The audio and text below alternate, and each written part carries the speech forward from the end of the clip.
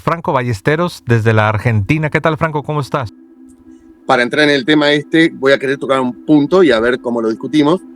Que en la tradición católica, lo que quería decir es que la Iglesia se mantiene en comunión con el Papa, respetándolo como autoridad, ¿no? Y si la Fraternidad San Pío es tradicionalista, bueno, tiene que tener en cuenta eso en la tradición también. Claro, obvio que vos me vas a decir que hay un punto en la historia que no siempre los obispos son ordenados con el visto bueno del Papa. Perfecto, pero ahora sí. No, sí, totalmente. No existe tal cosa como que soy súper tradicionalista y el Papa no me importa, ¿no? O el Papa no es la autoridad, o no. Tienes que estar en comunión con el sucesor de San Pedro. Y me gustó que por un lado dices lo que es lo ordinario, lo normal. Pero me gustó que también dijiste que históricamente ha habido momentos donde ha habido una situación como la que ahora está viviendo la fraternidad de San Pío X, donde se lleva a cabo una decisión aún sin la aprobación del Papa, ¿no? Muchos santos se han visto en esa situación. Sí, San Juan de la Cruz, por ejemplo, no puntualmente con el Papa, pero sí con sus autoridades. San Vicente Ferrer, ya ves que San Vicente Ferrer es de los más grandes taumaturgos, hacedores de prodigios. También estuvo en un momento histórico en una dirección, digamos, no en armonía con la voluntad del Papa, pero no lo hicieron con malicia, porque alguien puede decir, para, ¿por qué hablan de santos? Se supone que son santos, pero ustedes mismos están reconociendo que tuvieron un momento en la historia donde hicieron una acción o tomaron una decisión que fue contrariada por la voluntad del Santo Padre. Y aquí hay que entender lo que está sucediendo. Lo hicieron, pero no eran culpables. No hubo malicia, no fueron infieles a la iglesia, pero ha habido varios santos. Y es bueno decirlo porque ahora muchos le están dando durísimo, ¿no? a la fraternidad de San Pío. Yo todavía, hay que decirlo, que no hay que adelantarse porque yo todavía creo que el Papa puede intervenir. El Papa León puede intervenir, como dice el libro de Hechos, ¿no? Que Pedro se levantó y todos callaron. El Papa se puede levantar y puede decir, a ver, permítanme, con permiso, Fernández, permíteme acá permíteme entrar y vamos a hacer algo. Él lo puede hacer. Y yo espero que sí. Y cuando digo que espero, no es de labios para afuera. Yo espero, a mí me encantaría ver al Santo Padre interviniendo y decir, ok, sabemos que tenemos asuntos teológicos que necesitamos sentarnos a la mesa, pero también entiendo que esta comunidad, algunos dicen que atienden a 600,000 católicos, otros dicen que incluso 1,000,000 de católicos. Esta comunidad necesita atención pastoral. Tienen 2 obispos ya en los 70s, 2 obispos para 600,000 o qué sé yo, 800,000. Vamos a poner, no sé si allá en la Argentina se usa que las bandas esas cuando te haces una cortada y una bandita, unos le llaman un curita, ¿no? Una curita. Vamos a poner un curita y ¿qué les parece si nos sentamos a la mesa y hablamos? Algo así puede suceder, ¿no? Porque también no soy ingenuo. Estoy consciente que no solamente se trata que el Papa diga que nos dé lo que está bien, hagan la consagración. Sé que también se tienen que tratar los asuntos, las preocupaciones que tiene la fraternidad de San Pío X, las cuales comparto. Pero yo creo que el Papa puede hacer eso. Puede poner un curita y puede decir, ok, ya lo hicimos, ahora sí, vamos a sentarnos y vamos a ver a qué acuerdo podemos llegar, ¿no? Eso ha sucedido muchas veces en la historia de la Iglesia. Sí, yo también confío en eso. Bueno, espero que sea la voluntad de Dios. Al fin de cuentas, todo lo que sucede es por voluntad de Dios, ¿no? Tanto por activa o permisiva. Pero sí, bueno, acá el punto que yo quería debatir con vos, no sé si vamos a discutir así rapidito, ¿no? Tampoco vamos a ser tan larga. No sé si vamos a estar de acuerdo, pero bueno, yo te voy a dar mi postura. Antes de dar la postura voy a aclarar que para mí es injusta, en todo caso podría considerarse injusto que no le den el visto bueno, sobre todo considerando cuántos obispos se ordenan o les tienen una tolerancia distinta, como es el caso del obispado de Alemania, que repito, para mí están excomulgados de la iglesia, están fuera del cuerpo de Cristo. No necesito que el Papa lo firme porque el hecho existe y el hecho no depende de que alguien lo diga, el hecho existe por sí mismo. Y han caído en apostasía porque enseñan algo totalmente diferente a toda la tradición y a toda la escritura leída de punta a punta.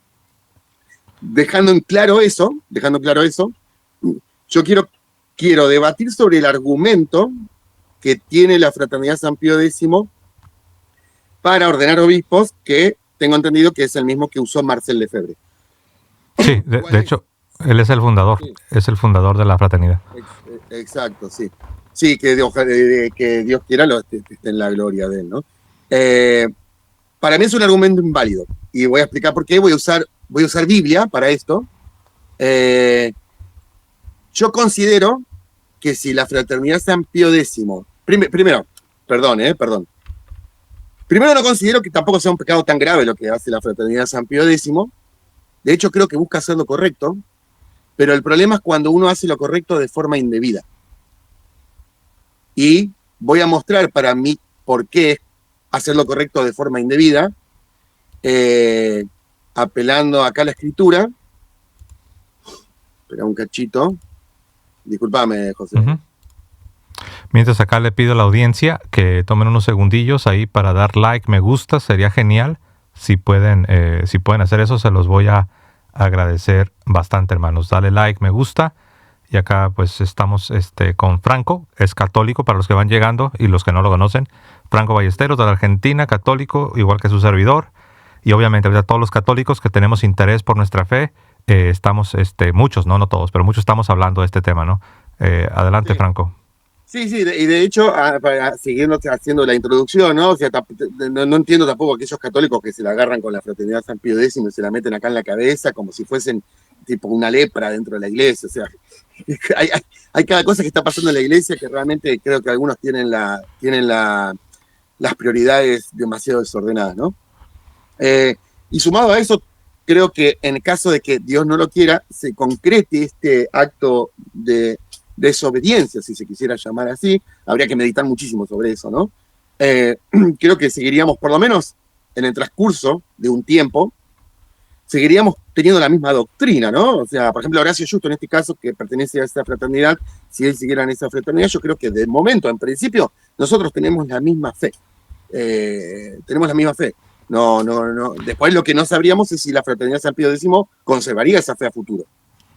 Sí, esa garantía no la tiene ni un obispo, ni un obispo de la fraternidad, ni un obispo de cualquier diócesis, nadie tiene esta garantía. Y solo para aclarar,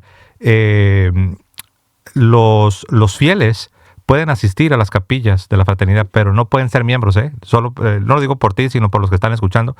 Los laicos no podemos ser miembros de la fraternidad, solamente tenemos permitido asistir a las capillas de la fraternidad. Pero yo sé que lo sabes, lo digo por la gente. Adelante, te escucho.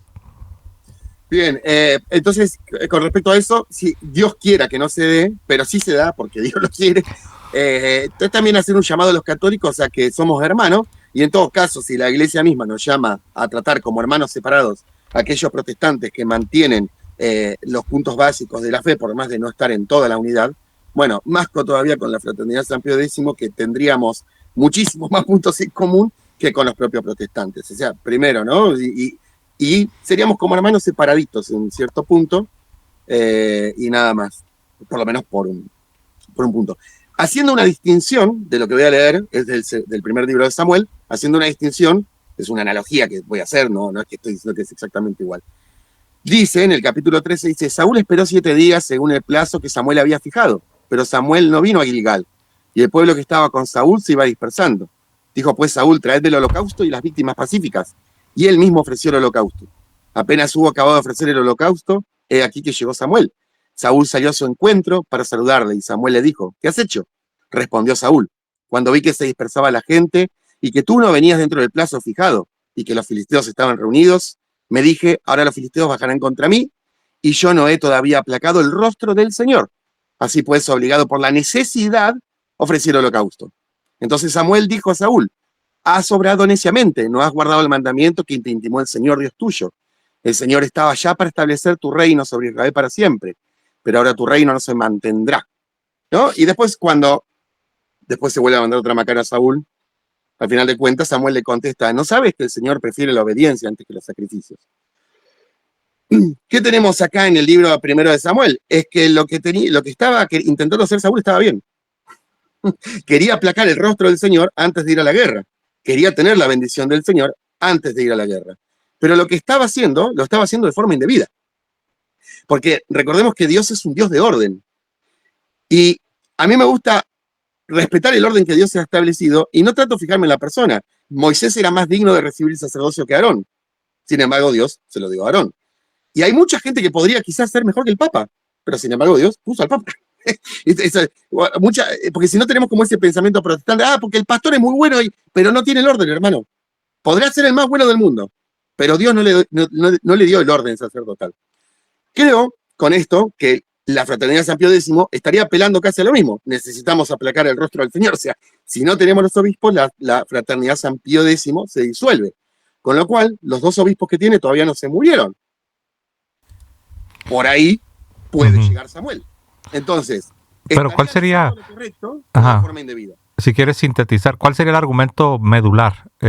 Si quieres, y ahorita trataré de ofrecer un pensamiento.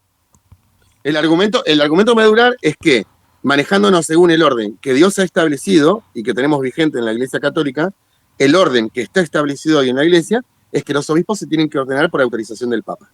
Sí, es correcto. Ordenar los obispos, como la fraternidad San Pío X los quiere ordenar, es una actitud correcta y es una buena intención, pero se está haciendo de forma indebida. Claro. Ese sería mi argumento. Sí, y es correcto lo que acabas de enunciar, que el orden establece que debes tener lo que se conoce como el mandato pontificio, o sea, la orden, el permiso del Papa. Eso está en el derecho canónico, por eso nadie lo debate.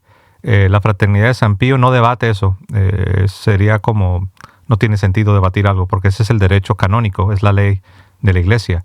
Acá el debate, por así decirlo, y no me refiero debate entre Franco y José, sino el debate que algunos están teniendo, ¿no? O la pregunta, más que debate, la pregunta no es si el derecho canónico establece que debes tener el mandato del Papa, el mandato pontificio, para llevar a cabo la consagración, porque eso no está sujeto a debate.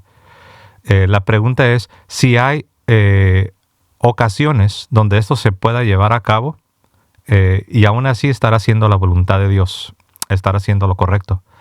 La respuesta es sí. Hay momentos en que esto se puede llevar a cabo y aún así estar haciendo la voluntad de Dios, estar haciendo lo correcto. Porque ejemplos los tenemos a través de la historia. Tenemos a diferentes siervos de Dios, obispos, varios de ellos son santos, que han hecho esto sin el permiso del Papa, pero lo hicieron dada la necesidad, dado el momento específico, por el bien común, y siempre obedeciendo a lo que se conoce como el espíritu de la ley. Porque si solamente consideramos la letra de la ley, no solamente vamos a terminar condenando, y no hablo de ti, hablo en general, no solamente estaríamos condenando, por así decirlo, a la fraternidad de San Pío X, sino que también estaríamos condenando a santos canonizados y que han sido elevados a los altares. Y no solo eso, si nos vamos a la raíz, estaríamos condenando a nuestro Señor Jesucristo, quien también en su momento hizo lo mismo. Sí, claro. Pasa que en ese aspecto, sí, después al fin de cuentas, la cosa se cerraría, depende de los frutos también que dé, ¿no? Que es algo que no podemos ver hoy.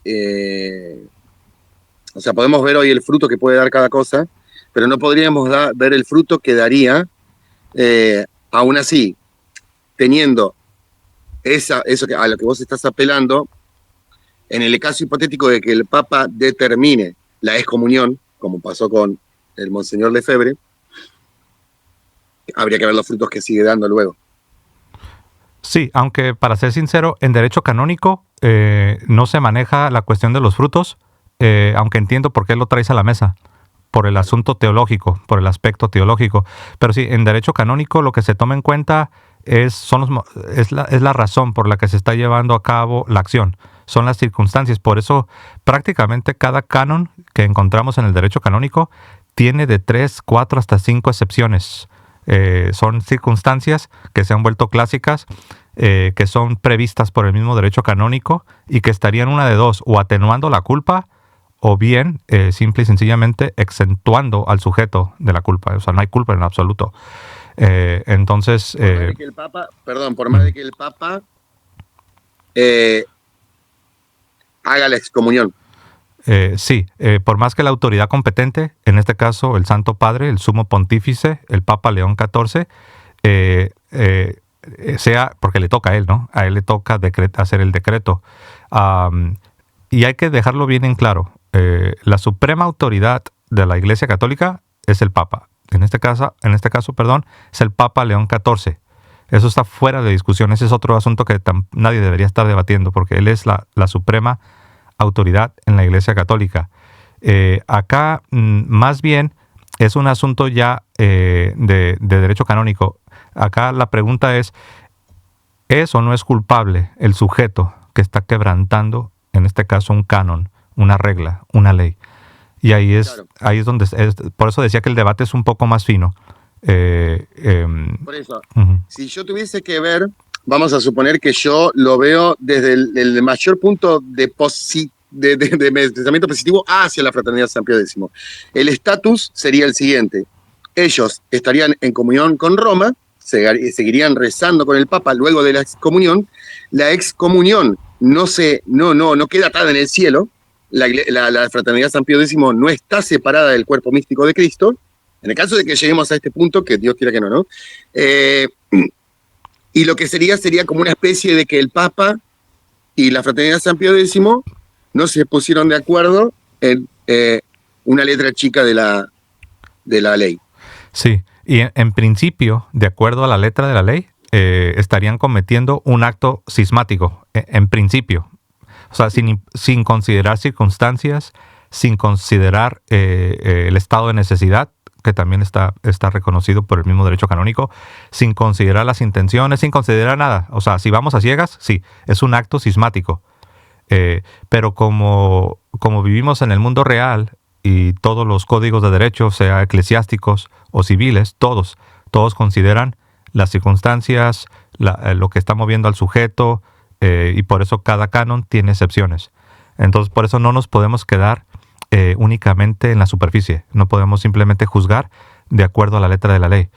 La Iglesia nunca lo ha hecho de esa manera y por eso creo que los hijos de la Iglesia tampoco deberían hacerlo de esa manera. La Iglesia siempre ha considerado las circunstancias, lo que está moviendo al sujeto y también lo más importante de todo, que es el espíritu de la ley.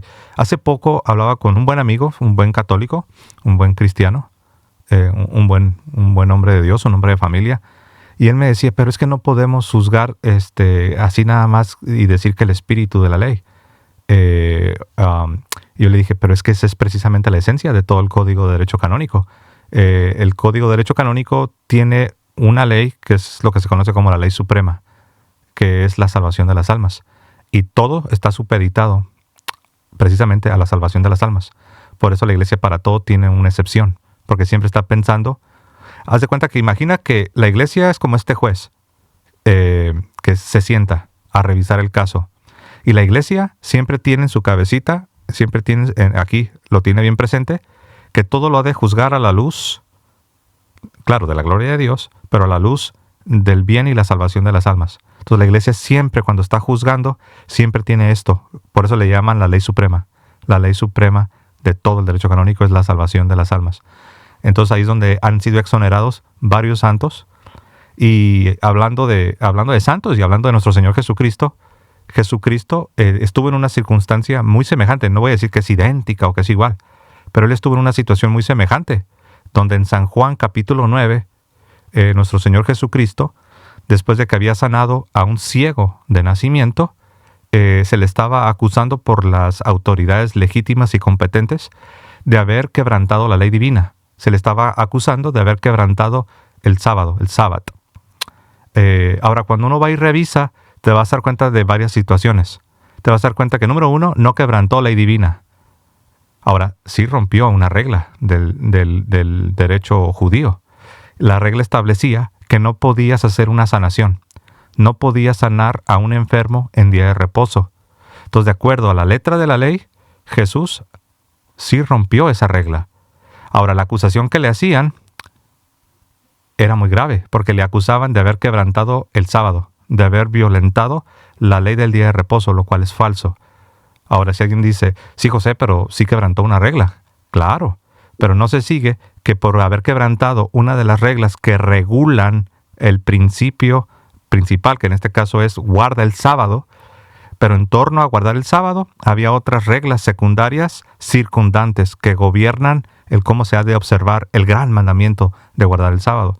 Y una de esas reglas era, no puedes sanar a un enfermo en día de reposo. Jesús lo hace, en principio quebranta la ley, le acusan falsamente, yo creo que para armar un caso bien fuerte y tener el respaldo del pueblo, le acusan no de haber quebrantado una ley circundante al sábado, no, le acusan de haber quebrantado el sábado. Ahora, cuando uno va a San Juan, capítulo 9, y uno revisa, uno dice, oye, pero Jesús no quebrantó el sábado. Es cierto, quebrantó una regla. Era una regla del derecho de los judíos, pero no estaba quebrantando ley divina. Es lo que tú y yo llamaríamos, querido Franco, el día de hoy, es lo que tú llamaríamos romper una regla eclesiástica, que no es lo mismo que romper ley divina. Y ahí es donde yo veo que algunos católicos, que estoy seguro que son bien intencionados, es donde veo yo que no terminan de discriminar entre ley eclesiástica y ley divina. Y algunos, no todos, pero he escuchado a un buen número acusando a la Fraternidad de San Pío X de que de hacer las consagraciones estarían quebrantando la ley divina, lo cual es un gravísimo error, porque se están llevando entre las, perdón la expresión, se están llevando entre las patas a un buen número de santos a través de la historia, ¿no? Claro, bueno, por eso cuando te leí esto del capítulo 13 de Samuel, fíjate que viste que te aclaré que era una comparación, no era que estaba representando los mismos casos por igual, ¿no? Por ejemplo, está muy bien la distinción, me parece buena la distinción, es bastante buena me parece, de hecho, y ahí es claro, ahí es donde el debate, ¿sabes dónde sigue? En la profundidad del espíritu, que ya ahí se nos escapa un poco de las manos. O sea, por ejemplo, vemos el caso de David después cuando continúa, ¿no? Que el ungido del Señor era él, pero sin embargo previamente había ungido a Saúl. Y sin embargo todo lo que tenía que atravesar David por Saúl era totalmente injusto. Y hasta David tuvo que terminar estando con los filisteos. Y cuando tuvo la posibilidad de matarlo dijo que no, porque era el ungido del Señor. Y cuando le trajeron la corona de cosas, mató a aquel que había traído la corona. Entonces David después en los Salmos termina rezando, ¿no? Gracias Dios que me has quitado todo lo que estaba en mi obstáculo y me lo has puesto. Exacto. Claro, si la Fraternidad esto yo ya no lo sé. Si las autoridades de la Fraternidad San Pío X en su corazón tienen eso, bueno, vamos adelante. ¿Me entendés lo que te quiero decir? Sí, sí. Ahora, eso yo ya no lo puedo ver exactamente. Sí. Que hay en el corazón. Porque a veces también nos mueve la vanidad y nos mueve un falso celo, sí, como el que en la historia tenemos muchos, esos tertulianos, por ejemplo. Sí, ¿sabes? La buena noticia, querido Franco, la buena noticia es que no es necesario juzgar el foro interno, porque de hecho no solo es que no podemos, sino que no debemos. Por eso la Iglesia nunca se mete a emitir juicios sobre el foro interno. Pero lo que la Iglesia sí hace es ver las acciones y ver las mociones. Y esto fue lo que se consideró cuando el Papa Benedicto decide levantar la excomunión de los obispos, ¿no? Porque no se encontró la malicia, no se encontró la pertinacia en el error, no se encontró la pertinacia de desentenderse el Papa, de no reconocerle. No se encontró nada de esto, más allá de que sí se desobedeció un canon, una orden expresa del Santo Padre. Y por eso, al no encontrarse esto, es que se levanta la excomunión. De hecho, muchos quisieran, como tú dijiste al principio, y qué bueno que lo aclaraste, dijiste, yo no los condeno. Yo sé que hay unos que les quieren dar durísimo, y lastimosamente sí, hay quienes sí, están ansiosos de que los excomulguen y que los disciplinen y que los castiguen. La Iglesia nunca los ha tratado así a ellos. Es por eso que yo no entiendo. Hace poco pues vi un debate, ¿no? Donde estaba dos católicos. Un católico defendía la posición de la fraternidad y el otro pues estaba en contra de esta posición. Y él lo repitió en varias ocasiones, que dijo que la fraternidad de San Pío X que no eran católicos. Y yo dije, wow. Dije, ni los santos padres ni Pablo VI, ni Juan Pablo II, ni Benedicto, ni el Papa Francisco, y hasta ahora el Papa León no se pronuncia, pero dije, nadie de ellos los ha descalificado de esa manera, y me dio mucha pena ver en un debate público entre dos hermanos, entre dos católicos, que uno de ellos emitiera un juicio tan severo sobre una comunidad católica, siendo que ninguno de los papas los ha descalificado de la manera que lo hizo. Él dijo que ni siquiera eran católicos, lo cual resulta absurdo, porque si no fuesen católicos no existiría el debate que estamos teniendo. La razón que existe el debate, por así decirlo, o la controversia o las pláticas que estamos teniendo es precisamente porque son católicos, porque son nuestros hermanos.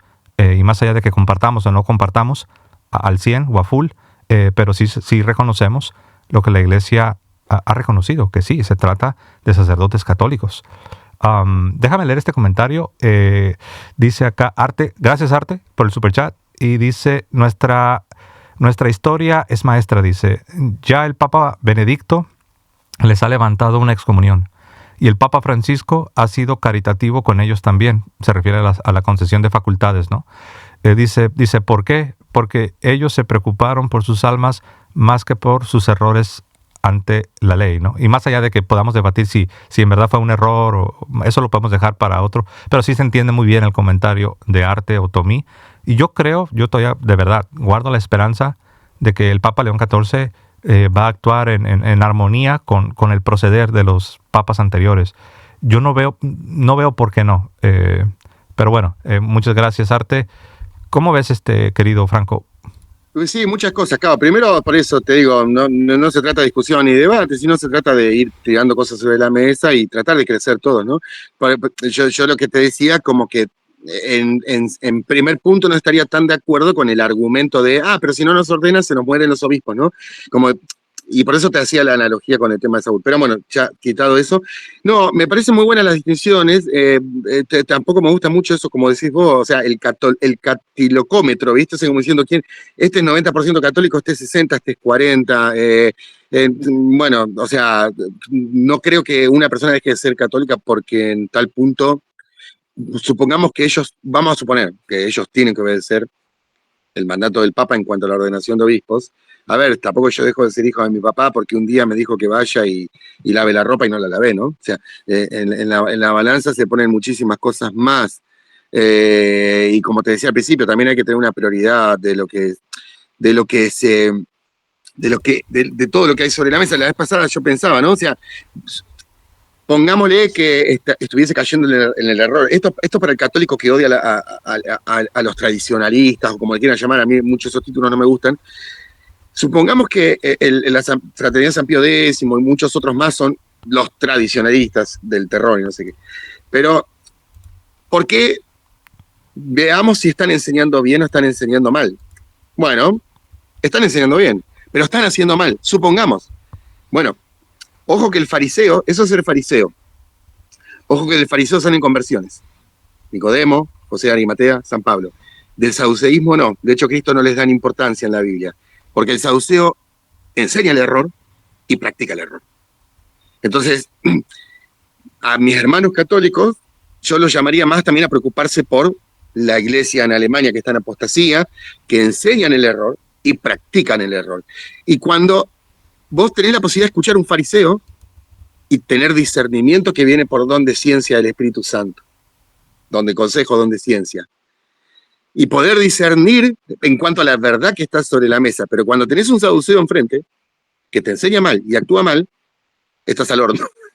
Entonces, ahí es donde creo que habría que establecer también un orden de prioridades, lo que no voy a dejar de pensar, que yo creo que igual, y esto es una opinión mía, con el futuro capaz que discerní mal hoy, no sé, sí. me lo dirá, creo que la Fraternidad de San Pío X tendría que esperar que el Papa les ordene y confiar en Dios y que sea lo que sea. Pero bueno. Sí, claro.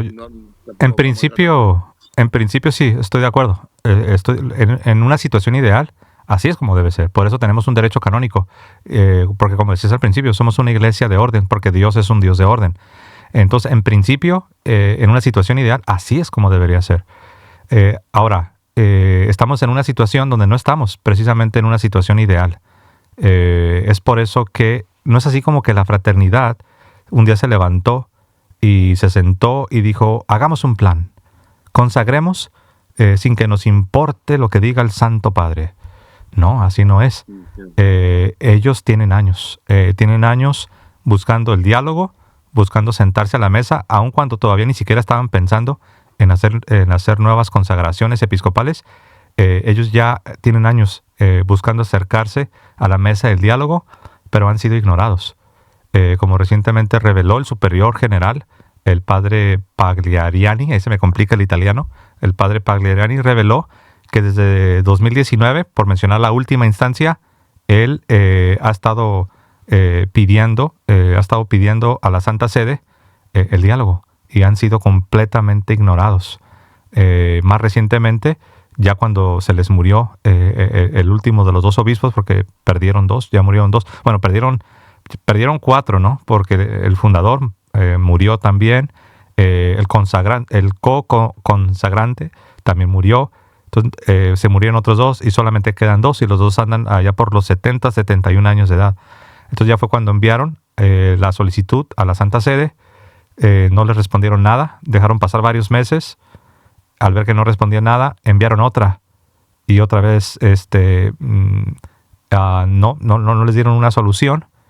Y entonces ya como último recurso envían a la Santa Sede la decisión de que van a agendar una fecha para hacer la consagración. Entonces no es tanto que no se están esperando, sino que más bien tienen años buscando el acercamiento, pero no se les ha atendido. También está la parte práctica, que es de segundo orden. Bueno, dependiendo desde dónde lo veas. Está la cuestión práctica, Franco. Los más conservadores dicen que ellos atienden a 600,000 almas católicas. Hay quienes dicen que son más de 600,000, algunos estiman 800,000, algunos hablan hasta de 1,000,000 de católicos.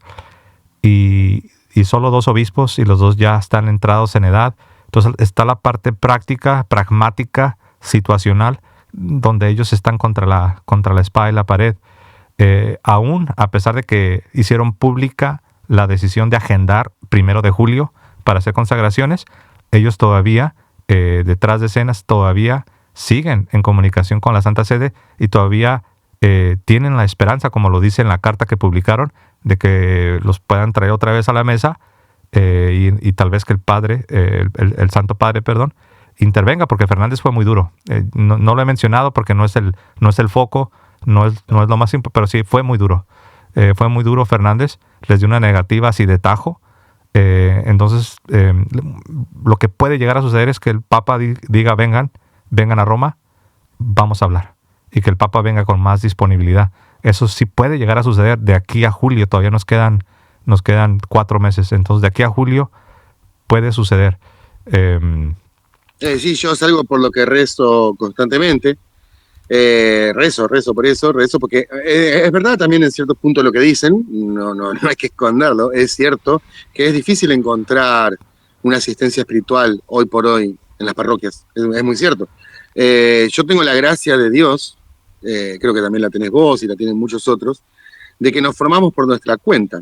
Y bueno, por ahí al poder, con lo que decíamos al principio, ¿no? Al poder leer al Beato Tomás de Kempis, al poder leer a San Juan de la Cruz, San Buenaventura, Santo Tomás, el que vos quieras, San Juan Crisóstomo, y tener la inspiración para poder entenderlo y así obrar conforme a los frutos, siendo que es la gracia, ¿no? Porque al fin de cuentas todo está en la gracia, todo está en que Dios da la gracia, Dios te mueve a creer la gracia, el misterio está solamente en Él, nosotros somos tan y sabes, por ejemplo, ya si nos vamos al siguiente nivel, ¿no? Digamos un nivel más personal, en el que tú me digas, a ver, Plasencia, te quiero preguntar, ¿tú por qué crees que aún si se procede sin el beneplácito del Papa, por qué crees que aún todavía estarían justificados en el análisis final? Más allá de que, en principio, de acuerdo a la letra de la ley, estarían quebrantando un canon, estarían quebrantando una ley. La razón por la que yo creo que en el análisis final, después de consideradas todas las cosas, ellos estarían justificados, serían reivindicados, porque creo que no hay culpa en la acción que estarían llevando a cabo, si es que se lleva a cabo sin el permiso, sin el mandato pontificio, es porque lo están haciendo en cumplimiento de la ley suprema, que es la salvación de las almas. Tenemos casos de otros obispos que también hicieron la consagración sin el mandato del Papa. El más reciente es del cardenal Joseph Slipik, cardenal de la Iglesia. Él consagró sin el mandato pontificio, como establece el derecho canónico. Alguien podría decir, cismático. También muchos confunden el crimen del cisma con un acto cismático. Eso es algo que yo veo que muchos, pero bueno, yo sé que no son canonistas, pero ese es el problema, que no conocen, pero no solamente es que no conozcan, porque no es un pecado, digamos, desconocer necesariamente. El problema es que no conocen, pero luego públicamente salen a condenar a la fraternidad y no distinguen entre un acto cismático y lo que se conoce como el crimen del cisma. El crimen del cisma es de los peores pecados que pueden existir. Es de lo peor que puede haber. Pero no es lo mismo que se diga que determinado individuo, clérigo o laico haya llevado a cabo una acción, un acto cismático. No es lo mismo. Eso quería decir primero. Y lo segundo que quería decir es que, por ejemplo, el cardenal Joseph Slipik, él hizo una consagración de obispos sin el mandato pontificio. ¿Fue cismático? No. ¿Rompió la ley? En principio sí, en principio la rompió. Pero no es cismático, porque lo hizo por la salvación de las almas y lo hizo sin el mandato pontificio. Ese es un ejemplo, pero hay otros ejemplos. El otro más famoso es el ejemplo de Atanasio, el obispo de Alejandría, que también hizo consagraciones sin el mandato y sin la autorización de sus superiores. Hace poco hablaba yo con un hermano católico, creo que es un buen muchacho, es un buen hombre, es un católico, y él me decía, no, José, pero es que él no tenía superiores. Le digo, ¿cómo que no tenía superiores? Para hacer una consagración episcopal necesitabas tener la aprobación del sínodo establecido con el beneplácito del Papa, ya sea Alejandría, Antioquía, pero así es como funcionaba, porque en el primer milenio no era necesario que el Papa diera su mandato pontificio. Él lo que hacía, él delegaba autoridad a lo que era el sínodo de obispos de una región, de un patriarcado. Y así se manejó mucho tiempo la Iglesia de España. Claro, exacto. Entonces, ¿cómo le iban a dar permiso a Atanasio, ya que el sínodo era un sínodo legítimo, con autoridad legítima, pero eran arrianos? Entonces, no solamente no le dieron permiso, sino que lo estaban persiguiendo a él, a Atanasio. Y él hizo consagraciones episcopales, no solamente la de Pedro de Alejandría, que sería el sucesor. Él hizo otras consagraciones y lo hizo sin la autorización del órgano jurídico establecido por la estructura visible de la Iglesia, que tenía el respaldo, el beneplácito del Santo Padre. Y lo hizo. ¿Ahora fue cismático? No. ¿Rompió la regla? En principio sí, pero no fue cismático, no es culpable. Tanto no es culpable que es un santo, ¿no? Igual que, por cierto, con esto cierro, el cardenal Slipy, que dije, cardenal Joseph Slipy, ahorita está en proceso de beatificación. Creo que ya es venerable. Creo que, no me acuerdo si es beato o es venerable, creo que es venerable. Entonces, para que se den cuenta que no es tan sencillo como algunos, no digo tú, algunos dicen, ¿no? No, yo estoy muy lejos de esas opiniones porque justamente yo trato de meditar todo y evaluar todo completamente porque incluso dentro del comportamiento humano hay cosas que se nos escapan. El acto cismático también yo lo evalúo de dos formas diferentes, o sea, no es lo mismo un acto cismático de orden. Sí, pongámosle que fuese cisma lo de la Fraternidad de San Pío X. Pongámosle, ¿no? No es comparable con lo de Lutero, por ejemplo, porque en el caso de Lutero entra en cisma por negar verdades de la Iglesia Católica, no entra en cisma por una desobediencia. Y por establecer una jurisdicción, un magisterio y una potestad propia de suyo. Sí, eso es el cisma. De hecho, es lo que se necesita para que sea un cisma. De hecho, eso ni siquiera... nadie debería, ni un católico debería, cuando está debatiendo esos temas, debería traer a la mesa el asunto del cisma, porque no es en vista no es el cisma lo que está en vista. Lo que está en vista sería, de acuerdo a la letra de la ley, un acto cismático que no equivale al crimen canónico del cisma, que fue lo que hizo Lutero y lo que han hecho otros, ¿no? Por ejemplo, mira, yo sé que no sé cuánto tiempo te queda. A ver, porque eso es lo que quería llegar, ¿no? El párroco de acá de mi iglesia, supongamos, puede estar peleado con el obispo, pero creen lo mismo. O sea, lo ideal es que estemos todos unidos y que nos manejemos bajo un orden establecido. Yo con esto no estoy justificando, sigo sosteniendo lo mismo. ¿Cuál es lo que tú sostienes? Digamos que después de esta plática, ¿qué es lo que sigues sosteniendo con mayor ímpetu para ver si puedo tratar de decir algo que pueda arrojar un poco de luz? Bien, sigo estando entre un debate en mí mismo, en realidad, que no hace, tampoco es que mueve la brújula, pero es un debate en mí mismo de pensar si no me tiro de que si están haciendo bien o están haciendo mal. Estoy más orientado a eso que te dije, a hacer lo correcto de forma indebida. Me lo planteo para mí mismo también siempre, ¿no? Porque a veces pienso también en un tiempo en donde los sacramentos se nos vuelvan medio inaccesibles. Entonces, lo medito a futuro también, como para cada comportamiento de cada católico, a ver cómo responderíamos ante distintas circunstancias. Yo no estoy dentro de la orden San Pío X, son mis hermanos, por ende tampoco mi opinión es completamente objetiva, porque no conozco bien el trasfondo de toda la realidad, por eso soy muy cauteloso. Yo creo que uno, para dar una opinión exacta, tiene que conocer el acto real completo. La opinión exacta, la prudencia se basa en la realidad de lo existente, en un conocimiento real de lo real, ¿no? Sí. Eso es la prudencia, actuar conforme a la realidad. Claro. Entonces, por eso, lo mío más que, en vez de una discusión, un debate, es una conversación, de donde se puedan sacar frutos, como por ejemplo, primero que si se llegara a dar esto, tampoco salgan a acribillarlos, no. A tratar a un hermano de la San Pío X como si fuese un luterano o un calvinista. Sí, porque recuerdas la historia que te estaba leyendo de San Juan, que mencioné San Juan 9, cuando Jesús sanó al ciego de nacimiento, y que Jesús rompió una regla del derecho judío, y que lo acusaron falsamente, lo acusaron de haber quebrantado la ley divina cuando no quebrantó la ley divina. Ahora, ¿Jesús quebrantó una regla del derecho judío? Sí. ¿Eso significa que quebrantó la ley divina? No. Pero uno dirá, oye, José, pero la regla se relacionaba íntimamente con la observancia del sábado. Sí, pero no se sigue que violentar una regla que está relacionada íntimamente con un precepto divino, que automáticamente ya rompiste la ley divina. No. Rompiste una regla eclesiástica, es derecho eclesiástico. Entonces, hacer una consagración sin mandato pontificio no significa quebrantar la ley divina, significa que estás rompiendo una regla eclesiástica. Por eso ha cambiado. De hecho, tú lo dijiste al principio, que esa regla, a través de la historia, que estás consciente que ha ido cambiando. Algunas veces ni siquiera se pedía el mandato pontificio. Otras veces se pedía, pero no había pena. Después había una suspensión. Después dijeron, vamos a agravar las consecuencias.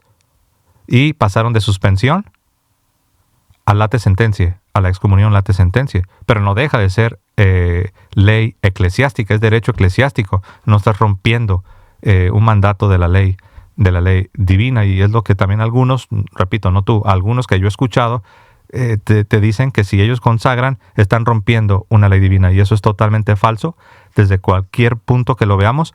De hecho, es la misma acusación que le hicieron a Jesús. Le dijeron, tú estás quebrantando el sábado. Y la respuesta es no, Jesús no quebrantó el sábado, Jesús no fue transgresor.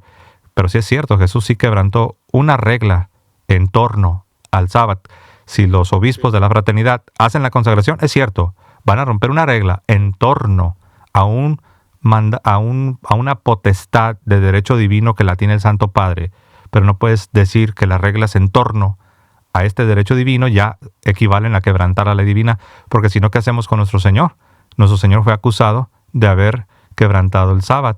Termino con esto, que tiene que ver con la misma historia del ciego de nacimiento. Cuando vinieron las autoridades competentes a investigar, tuvieron miedo. Y vinieron con los padres del ciego. Y le dijeron algunos, porque estaban divididos, entre las autoridades estaban divididos. Dice, entonces algunos de los fariseos, dice algunos, no dice todos, dice, algunos de los fariseos decían, ese hombre, o sea, Jesús, no es de Dios. No es de Dios porque no guarda el sábado. Mentirosos, Jesús sí guardaba el sábado, pero lo estaban lo estaban acusando de algo falsamente.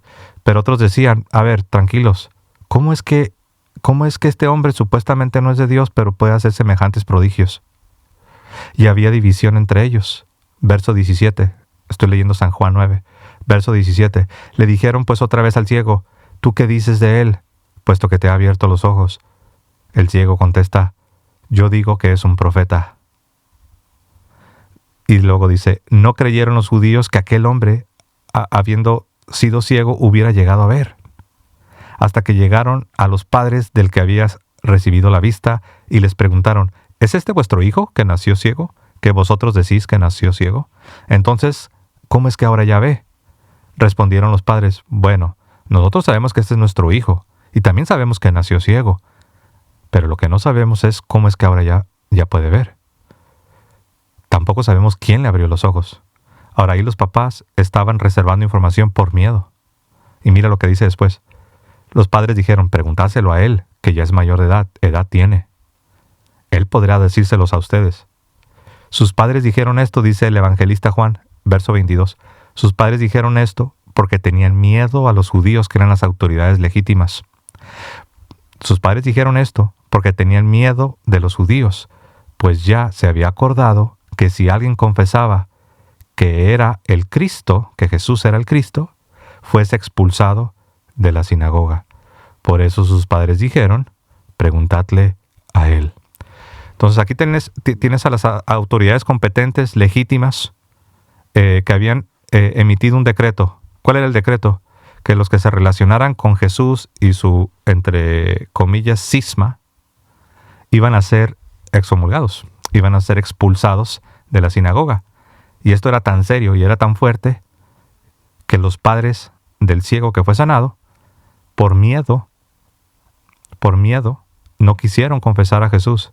Y por miedo dijeron, preguntadle a él, porque ya se había decretado que los que se identificaran con Jesús iban a ser excomulgados. Y yo creo que estamos ante una situación no idéntica, pero sí con ciertos paralelos, donde hay quienes tienen miedo a la letra de la ley y no quieren públicamente relacionarse con la fraternidad, porque muy posiblemente van a estar obligados a quebrantar una regla del derecho canónico y no quieren ser excomulgados. Jesús sí rompió una regla del derecho judío. Jesús no rompió la ley divina. Ahora, lo ideal es que Jesús no hubiera roto ni una sola regla, pero lo hizo por el bien de esta pobre alma que nació ciega. Los obispos que en la historia han roto esta regla y que no han esperado a la autorización del superior, lo han hecho también por hacerle el bien a las almas. Si sanar a un ciego es suficiente motivo para romper una regla del derecho, yo creo que la salvación de las almas y hacerles el bien espiritual, quitarles la ceguera espiritual, es también no solamente algo que justifica, es algo superior. Por eso, al final del derecho canónico, aparece la ley suprema, que es la salvación de las almas. Por eso le decía yo a mi amigo, que me decía, José, pero no podemos usar esto como estándar. Le dije, ¿cómo no? El derecho canónico así juzga todas las cosas con la ley suprema, la salvación de las almas. Es por eso que yo, desde el principio, cuando salió esto, públicamente dije que yo sí veo esto como una causa justa. Entré con un protestante muy anticatólico que estaba diciendo que el proceder de ellos, por extensión de los católicos tradicionales, era la justificación perfecta para Martín Lutero. Y yo dije, mira, me quedé analizando, dije, mira, nadie va a entrar. Porque él ya tenía rato diciendo, a ver, pásenle, a ver, les paso el link, entre. Y yo dije, nadie va a entrar. Y yo dije, ¿sabes? Yo voy a entrar. Y yo entré y le dije, no. Lo que Martín Lutero hizo es algo completamente distinto. Le dije, no tiene nada que ver. Pero bueno, ese es... Pero aparte, o sea, el que analiza esto de forma tan tajante, sin hacer distinciones, no me quiero imaginar cómo analiza otras cosas, porque son muchísimas circunstancias. Porque por un lado tenés este caso puntual, por otro lado tenés la iglesia en Alemania, o sea, está demasiado turbio el río como para que sacar pescado así nomás y decir este pescado es este y este pescado es este, o sea, sí. no, hay que hacer ¿Y sabes? distinciones. Qué bueno que estás diciendo esto, Franco, de verdad. Te voy a decir por qué. porque esto que estás diciendo es bien importante y aquí va para todos. Esto que estás diciendo, usaste una expresión, me imagino que es una expresión muy argentina, ¿no? Está muy turbio el río. Sí, Y quiero usar esto para recordar a todos los que nos puedan estar escuchando que estamos en una situación tan difícil donde yo creo que nadie la tiene al 100% súper clara. Yo creo que debemos reconocer eso y tener la humildad para reconocer que estamos en una situación tan difícil, en mi opinión, es la más difícil que ha tenido la historia, y nadie la ve al 100% súper clara. Unos ven más, otros ven menos, unos tienen más entendimiento, es cierto, pero nadie la ve al 100% súper clara. A unos obispos de la fraternidad, ellos saben que hay cuestiones, si tú los presionas y le dices, pero ¿cómo se va a resolver la crisis?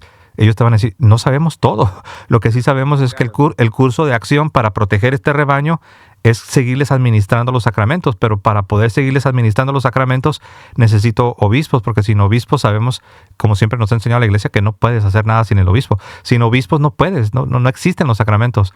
Entonces, claro. eso al menos para que nos ayude a la caridad. Pero lo que decimos es excelente, y te digo por qué.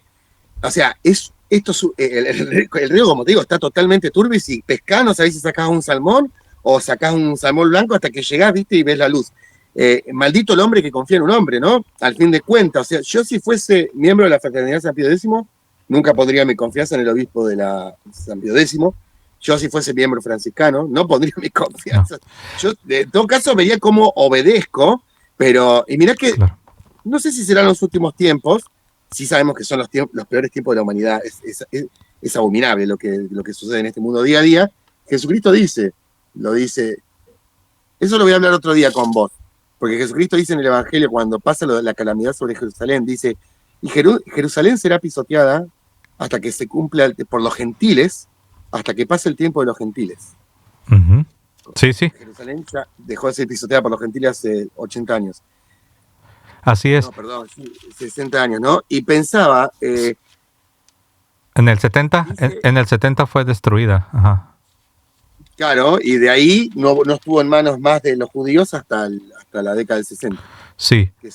Y sabes, ahorita que estás trayendo a la mesa el elemento de que no sabemos exactamente si ya estamos en esa última lucha, en ese último combate, me vino a la mente lo que dijo Jesús cuando habló de cómo se iba la maldad, se iba a aumentar. Y dijo que el amor de muchos se enfriará. Y hay una frase que a mí me deja pensando, que dice, y entonces seréis perseguidos y seréis expulsados de la sinagoga, usando el lenguaje que pudieran entender, ¿no? Entonces seréis perseguidos y seréis expulsados de las sinagogas, y el hermano entregará al hermano. Así dice nuestro Señor. Y sabes, sí. Antes de que se me olvide, déjame leer este comentario. Dice, yo asisto a la Santa Misa de la Fraternidad de San Pedro. Dice, es la misa que celebra la de San Pío. Sí, es exactamente la misma misa. De hecho, tengo un amigo, me voy a reservar su nombre, que él quería conocer la misa, la misa tradicional, y le dije, ve y conoce una para que tú veas. Y sí, fue la de San Pedro. Y se dio cuenta que mucha de la literatura que usan ahí en las parroquias de San Pedro es literatura que produce la Fraternidad de San Pío. Y él me preguntaba por qué. Le dije, es que sí, los que han mantenido todo lo del rito de 1962 es la Fraternidad de San Pío. Ellos son los que producen la mayoría de la literatura que tiene que ver con el rito de 1962. Tanto que la misma Fraternidad de San Pedro, ellos utilizan mucha de la literatura que produce la Fraternidad de San Pío. Es que somos católicos, somos hermanos. De hecho, creo que la Reconquista que leo yo, que compro porque confío en lo que dice, creo que viene mucho del lado de la Fraternidad de San Pío X. Sí. Me siento mucho más seguro comprando un libro de esos que comprando un libro en Editorial San Pablo. Claro, y para ser justo... Que de repente en Editorial San Pablo encontrás un libro de Hans Küng. Sí, ajá. No, sí, hay que tener cuidado, ¿no? Con eso, sí. Y para ser justo, fue ahí en la misma parroquia de la Fraternidad de San Pedro, donde a mi amigo, porque él les dijo, ¿dónde compro un misal como el que tiene usted? Y le dijeron, tienes que... ¿Sabes a dónde lo mandaron? De la Fraternidad de San Pedro lo mandaron, le dijeron, tienes que ir a la parroquia de San Pío. Lo mandaron con la Fraternidad de San Pío para que comprara el misal, porque ellos lo venden, son ellos los que lo producen, ¿no? Hay otros misales, ¿no? Bueno, mira, no quiero que se me siga yendo el tiempo, pero hay algo que no quiero tampoco olvidar, que lo quería traer a colación. Entonces, vamos a hacer un resumen. Vamos a hacer un resumen así sencillito, rápido. Nuestro Señor Jesucristo rompió una regla del derecho judío. Sí. Sí. ¿Rompió la ley divina? No. ¿Fue acusado falsamente por las autoridades? Sí. Entonces, si yo fuera ateo, yo preguntaría, a ver, Franco y José, entonces estás reconociendo que Jesús quebrantó una regla del derecho judío, pero al mismo tiempo dices que no quebrantó la ley divina, entonces, ¿por qué Jesús no es culpable? Entonces yo sé que tú y yo al unísono contestaríamos, porque lo hizo para el bien de una alma, lo hizo para hacer el bien. Por eso en otro pasaje Jesús dice, hipócritas, dice, que ustedes tienen reglas para todo durante el sábado. Y luego Jesús pregunta, ¿acaso no puedo hacer el bien en sábado? Y estoy parafraseando, ¿acaso no puedo hacer buenas obras en sábado? Pues porque sané a este hombre que era ciego de nacimiento, vosotros me condenáis. Entonces ahí nos damos cuenta que por eso el derecho canónico tiene excepciones para todo. Y por eso el derecho canónico no culpa y condena a una persona automáticamente. Puede emitir un juicio. Por ejemplo, si yo rompo una regla, me puede caer el juicio automático. Pero lo que hay que hacer es venir y revisar. ¿Qué pasó con José Plasencia? ¿Qué hizo? No, pues eso hizo esto. ¿Pero por qué lo hizo? ¿Para qué lo hizo? No, es que José Plasencia pensaba que ya se iba a morir. Y él lo hizo en un intento desesperado por salvar a una comunidad. Ah, ok. Entonces la iglesia siempre lo considera. Siempre lo considera de esa manera, ¿no? Por eso. O sea, yo creo, o sea, como te digo, es meditable. Son muchísimas las circunstancias. Yo llamo a la prudencia, a que opinemos, tratemos de opinar de la forma más real posible, ¿no? Y si no, por ahí, en vez de seguir tirando piedras y lo que decimos no construye, no lo digamos mejor. Claro, pero al menos yo sé que todavía estamos, quizás vemos cositas. No te lo digo por vos. No, yo tampoco lo digo por vos. Yo sé que estás hablando por la gente sí, que tira piedras. Totalmente, no, así se entendió. Creo que así todo lo entendimos, todo lo entendimos en el espíritu que lo dijiste. Pero yo sé que más allá de que, como dices tú, todavía estamos meditando, estamos analizando, estamos reflexionando, pero al menos estamos de acuerdo que sí hay instancias donde quebrantando una regla no hay culpa, porque pues nuestro Señor sí quebrantó una regla, pero no fue culpable. Y no fue culpable porque lo hizo para la salvación de un alma. Entonces, eso es importante recordar. Dice Jesucristo en el Evangelio, dice, en los últimos tiempos serán tan duros que nadie los soportaría si no fuese porque esos tiempos se acortasen. Pensemos los católicos de hoy que no estamos preparados ni siquiera para dormir media hora sin almohada. Pensemos eso, tengámoslo en la mente. Entonces, pidamos gracia y que también tener el deseo de pedirla. Porque lo que menos podemos hacer en este tiempo de la humanidad, nunca se tiene que hacer, pero menos en este tiempo, confiar en uno mismo. Claro, y por eso siempre hay que... De hecho, tú le preguntabas a Horacio que cómo sabes que los obispos de la fraternidad no van a terminar descarriándose. Yo por ahí te respondí que gracias a Dios, como católicos, no dependemos de la fidelidad de los papas ni de los obispos. Nosotros tenemos el depósito de la fe. Papas vienen, papas van. Obispos vienen, obispos van. Pero el depósito de la fe es algo que nunca va a cambiar, es inmutable. Entonces, sí, si un obispo de la fraternidad o un obispo de la diócesis se desvía, aún nosotros tenemos la referencia, aún tenemos nosotros el depósito de la fe. No dependemos de la fidelidad ni del Papa en turno, ni de los obispos de la fraternidad de San Pío, porque conocemos lo que es nuestra fe. Totalmente. Muy bien. 100% de acuerdo. Muy bien, querido. 100% de acuerdo. Hermano. Un fuerte abrazo, como siempre. Gracias por recibirme. Un placer charlar contigo. Bendiciones, querido. Bendiciones para vos y tu familia. Igualmente, Franco. Muy bien. Pues ahí tuvimos al buen Franco desde la Argentina. Hermanos, gracias a todos. Un fuerte abrazo. Recen por mí, recen por el Papa, recen por los obispos, también recen por la fraternidad de San Pío X, recen por la sanación de nuestra iglesia, recen para que la iglesia sea sanada. Un fuerte abrazo, que Dios los bendiga. Me despido como siempre diciendo que viva Cristo Rey y que viva Santa María siempre Virgen. Hasta luego, queridos hermanos.